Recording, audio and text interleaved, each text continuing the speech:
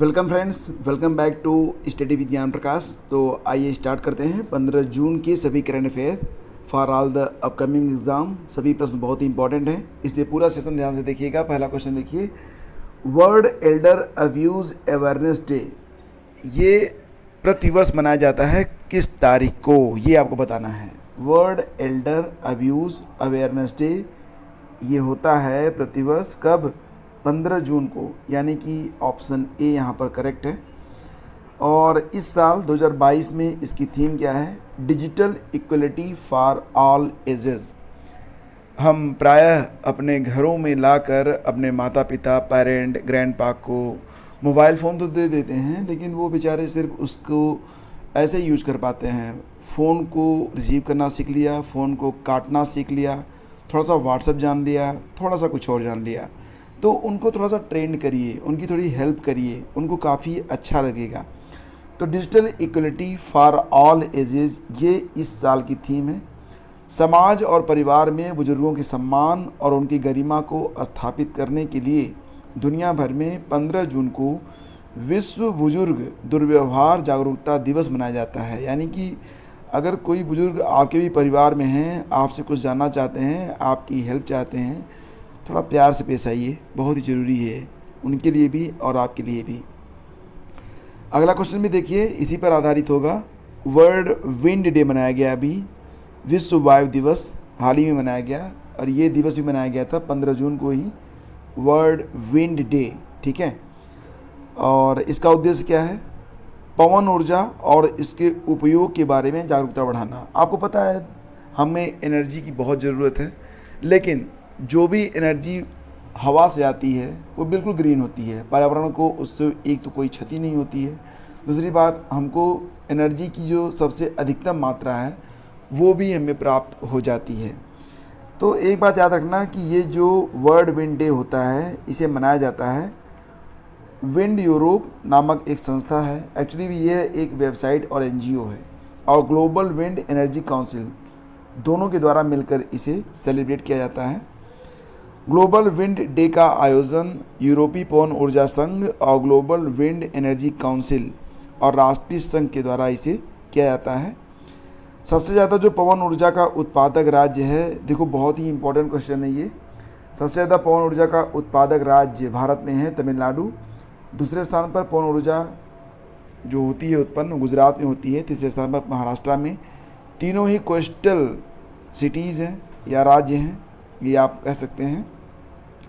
सबसे ज़्यादा जो पवन ऊर्जा का उत्पादक देश है वो चाइना है, और गौरव की बात है कि चाइना के बाद हम हैं, यानी कि भारत। तीसरे स्थान पर आता है फ्रांस। तो पवन ऊर्जा में सबसे अग्रणी राज्य है भारत का तमिलनाडु, और सबसे अग्रणी देश है चाइना। खेलो इंडिया युवा गेम्स 2021 ये भी हाल ही में 13 जून को संपन्न हुए हैं। तो पदक तालिका बन चुकी है, और पदक तालिका में टॉप पर रहा हरियाणा, यानी कि जो मेज़बान है वही टॉप पर है। तो ऑप्शन सी इसका करेक्ट है, याद रखना। और ये जो आयोजन था खेलो इंडिया यूथ गेम्स का, ये चौथा आयोजन था, और ये आयोजन कहाँ पर हुआ? हरियाणा में किया गया। 5वां आयोजन मध्य प्रदेश में होगा, ये भी याद रखना। पदक तालिका में टॉप पर हरियाणा है 137 पदक के साथ, जिसमें 52 स्वर्ण हैं, 39 रजत हैं और 46 ब्रोंज हैं। महाराष्ट्र दूसरे स्थान पर है 125 पदक के साथ, 45 स्वर्ण, 40 रजत और कांस्य हैं 45। कर्नाटक 67 पदक के साथ जो है तीसरे स्थान पर है, याद रखना। पहले स्थान पर हरियाणा, दूसरे स्थान पर महाराष्ट्र, तीसरे स्थान पर कर्नाटक। और खेलो इंडिया यूथ गेम्स का जो शुभंकर रहा वो रहा धाकड़, ऐसी धाकड़ है, ठीक है, धाकड़ भूलेगा नहीं आपको। खेलो इंडिया यूथ गेम्स 2021 में जो पहला स्वर्ण पदक जीता, एग्जाम में ये भी इंपॉर्टेंट है, वो जीता था वेट लिफ्टिंग में काजोल सरगर ने। और नेक्स्ट जो खेलो इंडिया यूथ गेम्स होगा 2022 में 5वां संस्करण होगा, ये भोपाल में आयोजित किया जाएगा। फिर देखिए अगला क्वेश्चन क्या है, formula 1 race Azerbaijan grand prix 2022 का खिताब किसने जीता है? तो अजरबैजान ग्रैंड प्रिक्स 2022 अभी हाल ही में संपन्न हुआ है, और इसको जीत लिया है मैक्स वर्स्टेपन ने, यानी कि ऑप्शन बी यहाँ पर आपका करेक्ट है। और 2022 में अज़रबैजान ग्रैंड प्रिक्स का 8वां संस्करण आयोजित किया गया था। इसका आयोजन अज़रबैजान में हुआ था, बाकू शहर में। आपको याद दिला दें, मोनाको ग्रैंड प्रिक्स भी हुआ था 2022 में, हाल ही में। इसको जीता था रेडबुल के सर्जियो पेरेज ने, जो कि रहने वाले हैं मैक्सिको के। देश याद रखना, एग्ज़ाम के लिए इम्पॉर्टेंट है। सर्जियो पेरेज जो हैं ये रेडबुल के ड्राइवर हैं, मैक्सिको से हैं।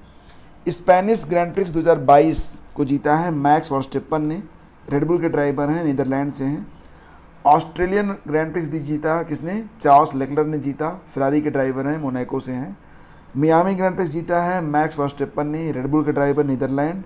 और बहरीन ग्रैंड प्रिक्स अभी हाल ही में हुआ था, इसको जीता था चार्ल्स लेक्लर ने, फेरारी के ड्राइवर हैं, मोनाको देश से हैं।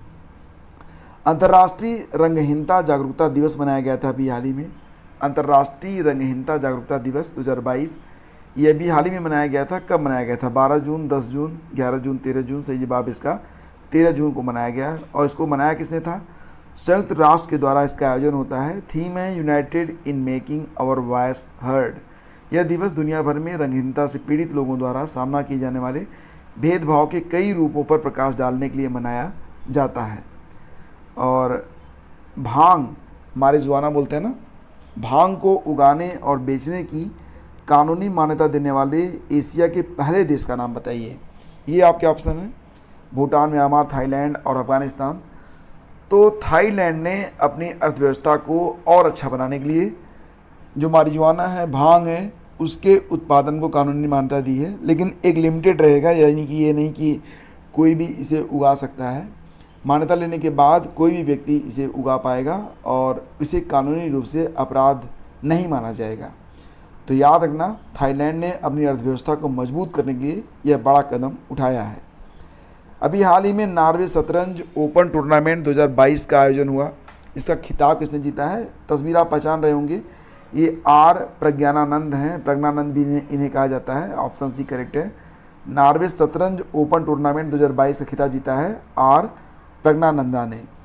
और इसका आयोजन कहाँ पर हुआ? नॉर्वे में हुआ। संस्करण रहा 10वां। भारत के 73वें ग्रैंड मास्टर, आपको याद होगा अभी हाल ही बने थे, भरत सुब्रमण्यम। विश्व रैपिड शतरंज चैंपियनशिप 2021 को जीता था नोदीर बेग अब्दुलसत्तारोव ने। और भारत की 23वीं महिला शतरंज ग्रैंड मास्टर कौन बनी थी? प्रियंका नुटक्की। शतरंज टूर्नामेंट ग्रैंडी स्काची कैटोलिका इंटरनेशनल ओपन 2022 का खिताब जीता है SL नारायणन ने। और नॉर्वे शतरंज ब्लिट्ज टूर्नामेंट 2022 का खिताब जीता था वेस्ले बारबोसा शो ने। अगला क्वेश्चन देखिए, HSNC विश्वविद्यालय महाराष्ट्र ने समाज के लिए किए गए अद्वितीय योगदान के लिए किसे मानद डेलिट पुरस्कार से सम्मानित किया है? HSNC विश्वविद्यालय महाराष्ट्र ने समाज के लिए किए गए अद्वितीय योगदान के लिए डेलिट पुरस्कार से नवाजा है। किसको? रतन टाटा को। ऑप्शन बी करेक्ट है। आपको याद होगा असम सरकार ने भी रतन टाटा को सम्मानित किया था, असम वैभव नामक जो सम्मान है। हाल ही में अवनी लेखा ने चैटो रॉक्स पैरा शूटिंग विश्व कप 2022 में महिलाओं की 50 मीटर 3PSH1 स्पर्धा में कौन सा पदक जीता है? तो इन्होंने जीत लिया है गोल्ड मेडल, यानी कि ऑप्शन ए करेक्ट है।